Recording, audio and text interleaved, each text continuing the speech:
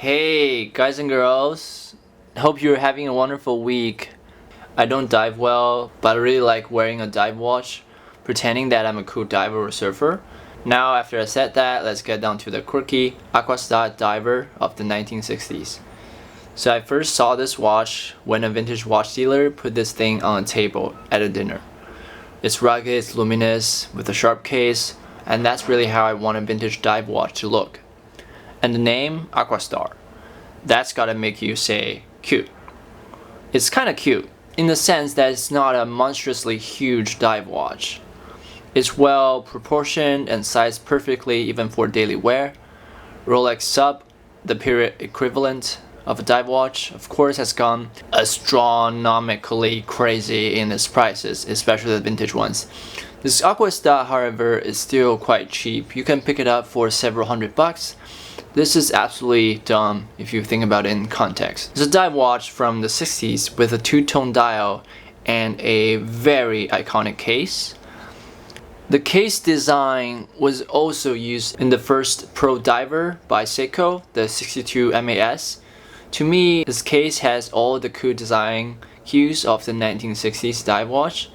In a way, this one is a pioneer because it also has the world's first inner rotating bezel. So as a dive watch, it has the decompression bezel to measure the length of time elapsed underwater.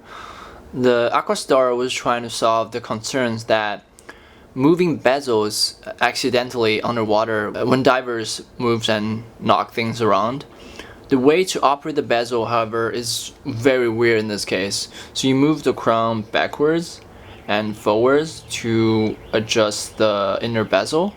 But if you move the bezel this way, counterclockwise, you actually wind it and give it power. The bezel looks nice with its silver numerals and a big tritium lume triangle at 12. The handset looks super minimalistic. The date window is integrated well with the other markers, and its shape actually fits with the overall style of the watch. The inner dial has a nice sunburst finish to it. The color is a brownish olive color. The fonts they use are somehow perfectly fit for this watch. It really is a simple and no-nonsense cool. So this watch has an automatic movement inside, but you could wind the watch to get it started. When you put the crown out, you can leave the bezel in its place and set the correct time. The crown is not a screw-down crown, as you can see. Talking about the crown, it's actually signed, which is a rare feature of the watches from smaller brands back in the day. They were trying to cut costs anywhere they could. What I really like about this Aquastar is that it actually has one of the most impressive casebacks of dive watches from the period. They didn't cut costs here on the beautifully designed and detailed caseback. It has this really beautiful star-shaped back and their logo engraved. I think it looks a lot nicer than the mostly plain casebacks of the Rolex subs from the period. The case is actually polished, unlike some of the other dive watches at the time.